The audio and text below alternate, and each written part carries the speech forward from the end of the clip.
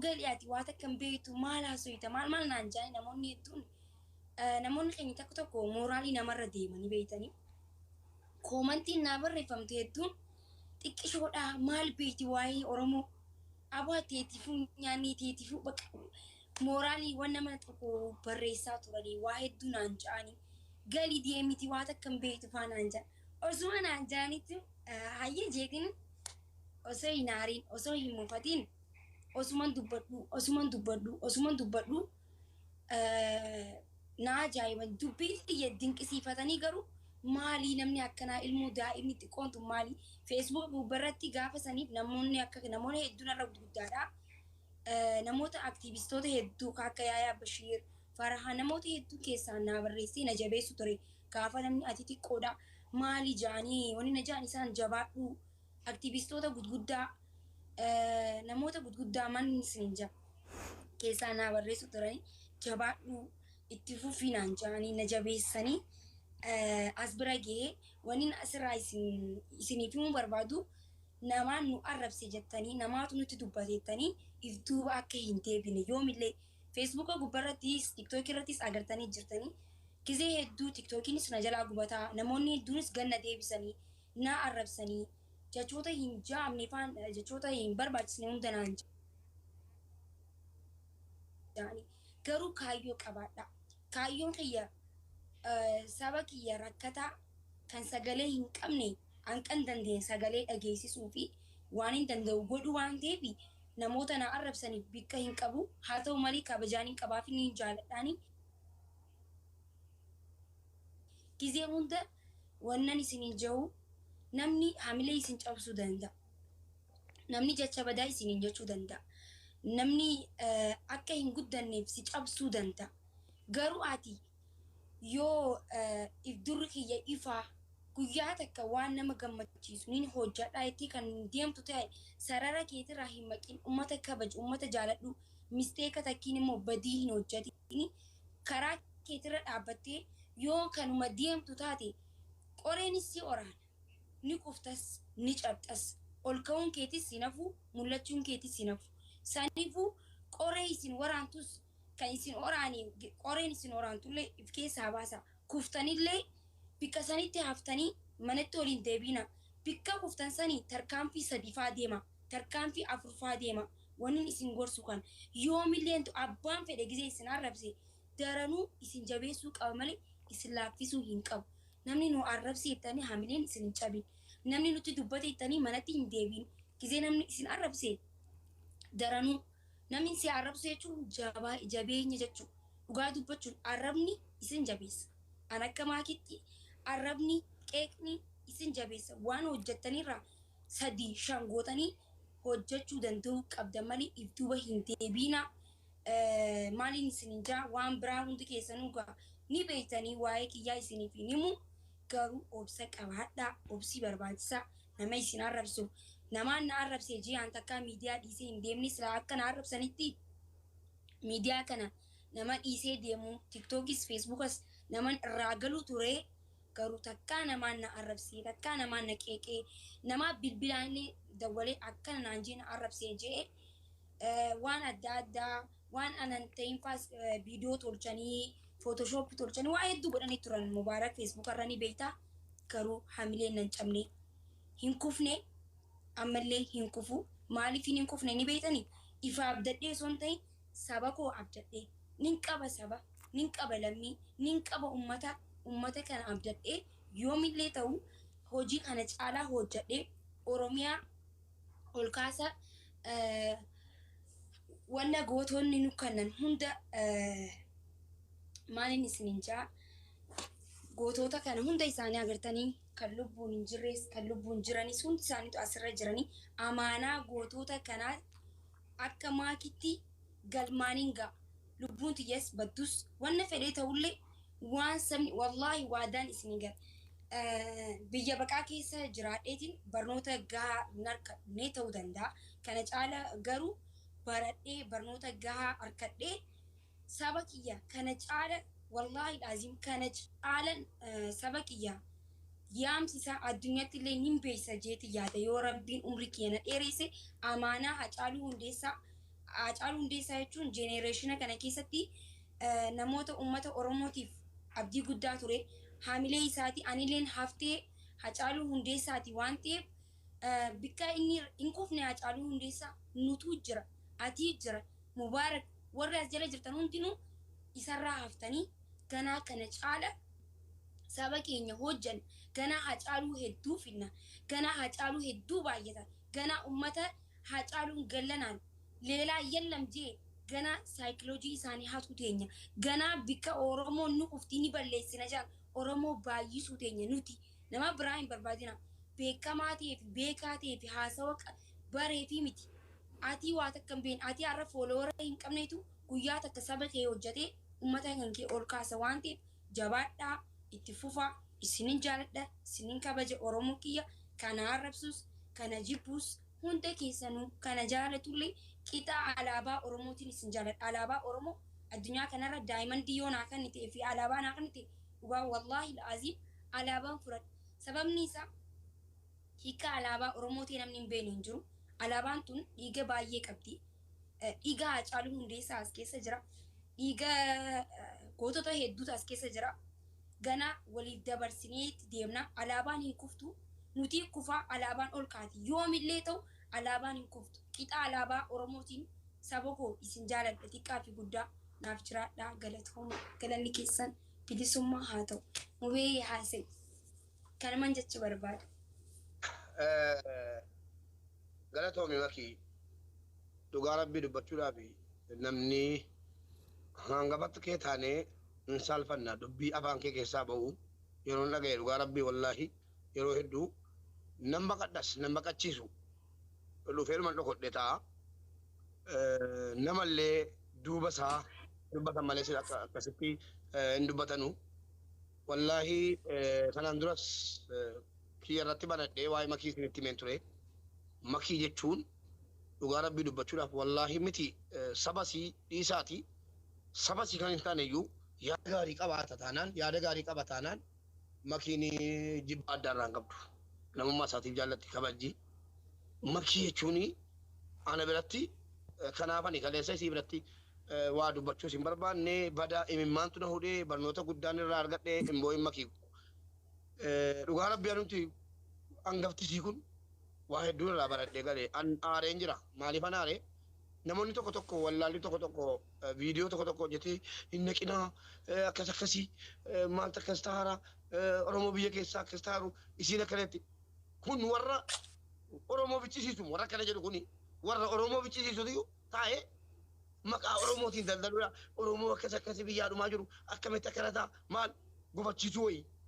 yaani baqa isiin immoo mataan si guddaa ta'u nam bilbilaan yeroon waa ajandaa wayii argee bilbilee makii yeetu wanta akkasii jiraate yoo jedhee yeroon gaafadhe mubee akkasii miti akkas ta'uu qaba jetti achi as deebii siin naa deebiftu mee makii bilbilaan dubbisaame makii callisaati bilbilaan dubbisaati of taajjabdu dhugaa rabbii wallaahi beekumsa rabbiin siidhaa kenne namni qifadha makii guyyaa tokko itti ilaale guyyaa lama tun ta'in guyyaa tokko itti ilaale deebisee immoo kaleessa nama 60 irratti makiinii waa sadii injifatte tokkoffaa warra waliin taphatte injifatte lammaffaa warra Toophii argatte akka addunyaatti sa'aatii sanaaf tokkoffaa baate argitanii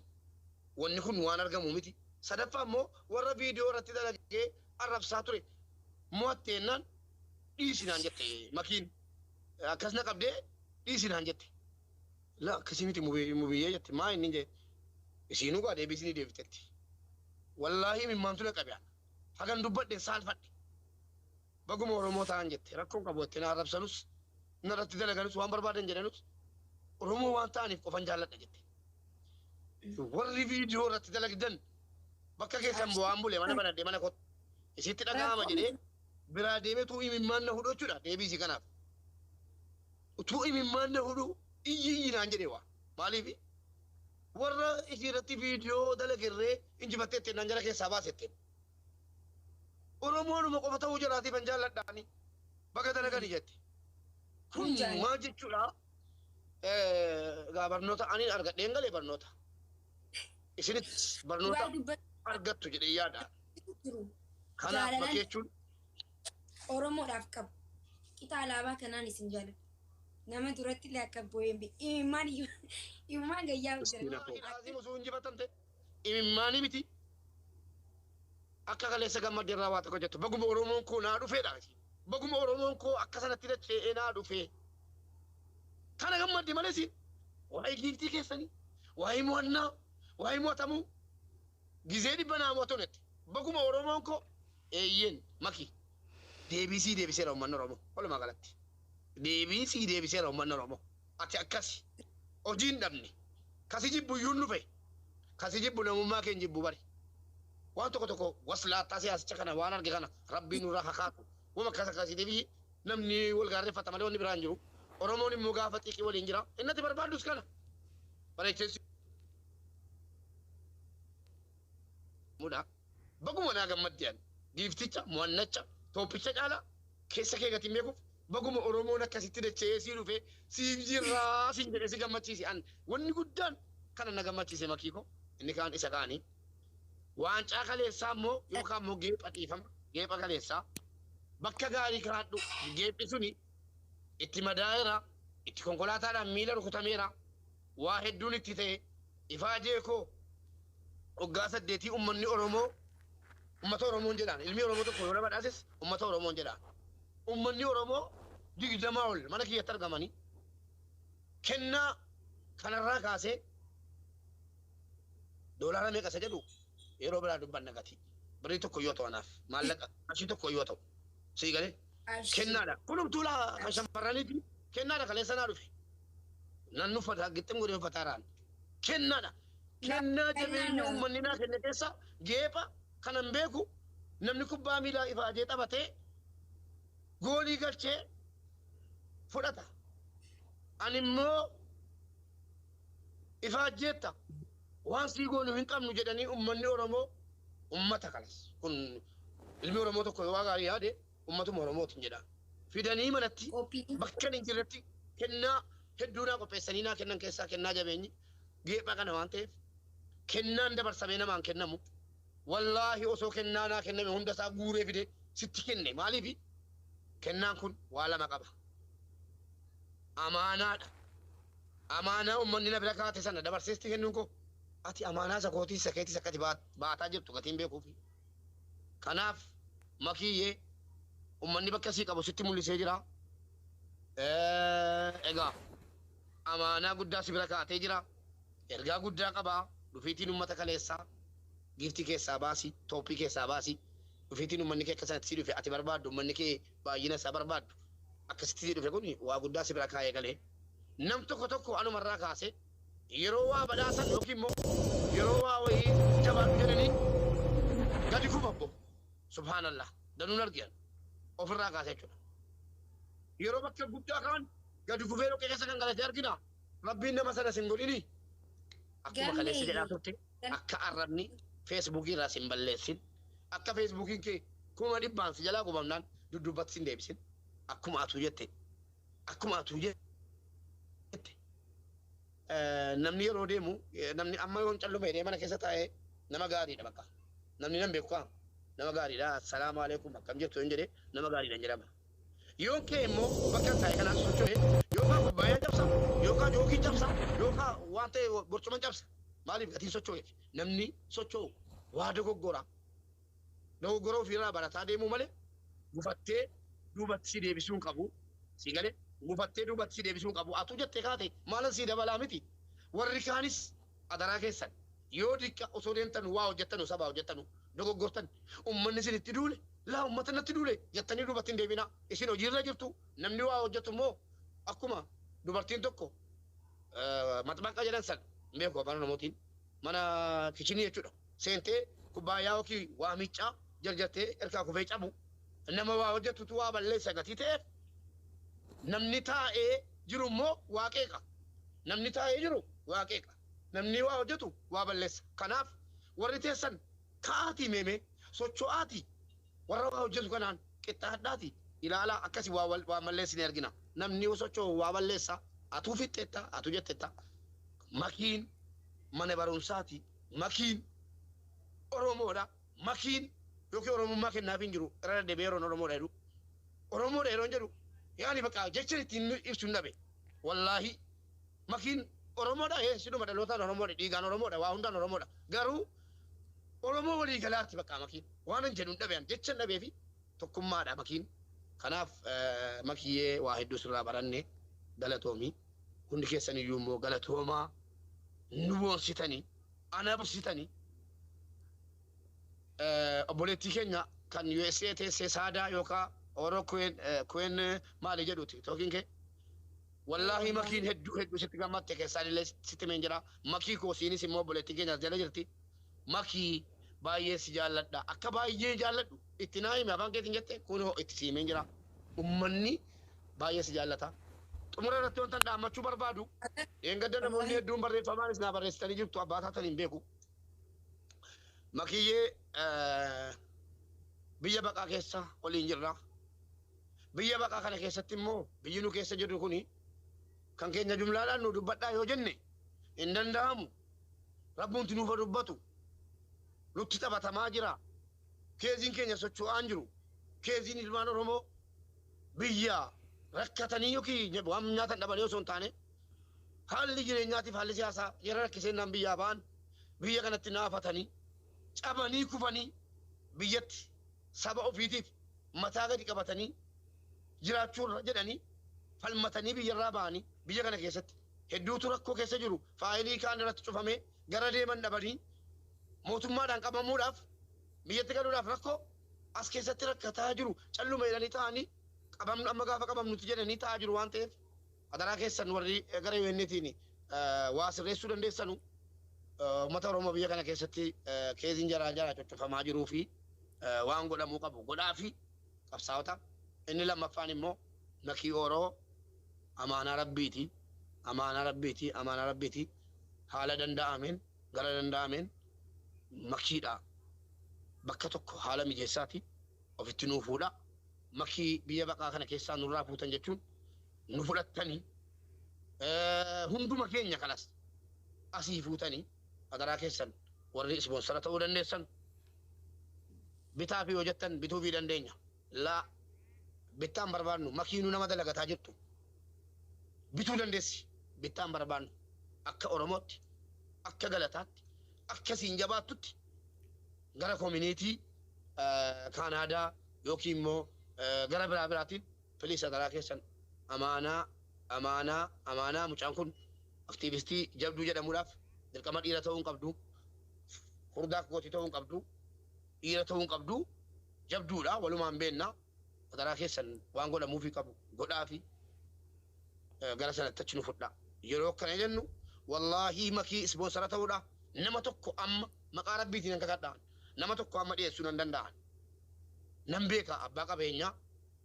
maal namaa ta'u jedhu danuun beekaan Ameerikaa keessaa namoota hedduudhaan wal bareen jira adaraa makiinuu baasu hin jedheen baasa laa isan feeneen akka Oromootti akka koominiitiitti kabajaan akka ofitti nuu fuutanii jedheen amaanaa rabbii isin bira kaadhaan kanuma isinitti dhaammachuu fedhaa sidaallee siirratti dhaammachuu hin qabun ture haa ta'u kana hojiirra hin oolchitu jedhee takka waa afaan kootii ba'ee lafatti badeen beeku alhamdulillah rabbii itaanaa kenneera yeroo waa dhaammadhe ummanni koo takka jalaa dhaga'uu dideen beeku borrii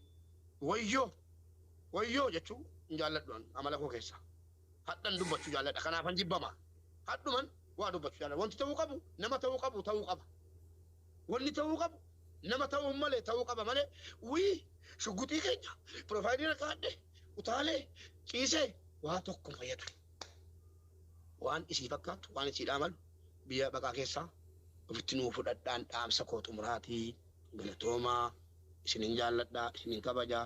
yoon diqqaa haasaa keessa isin mufachiise ilma namaatii nan dogoggora dhiifaman isin gaafachuu barbaadaa makii keenyaa bagaa gammaddee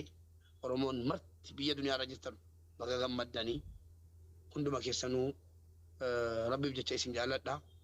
galatoomaa yaada kiyya akkasumattan xumura. Ayyee hubee keenyaatillee gaa ni beektaa akkasii kabaju akkasii jaalladhu. Rabbi si haa kabaju isaan inaa sa'in wallaahi rabbi si haa kabaju wallaahi. Wallaahi jiraadhaan jecha isiniif hin qabu. Hin beekne wallaahi laazim kabaja isinaaf qabdan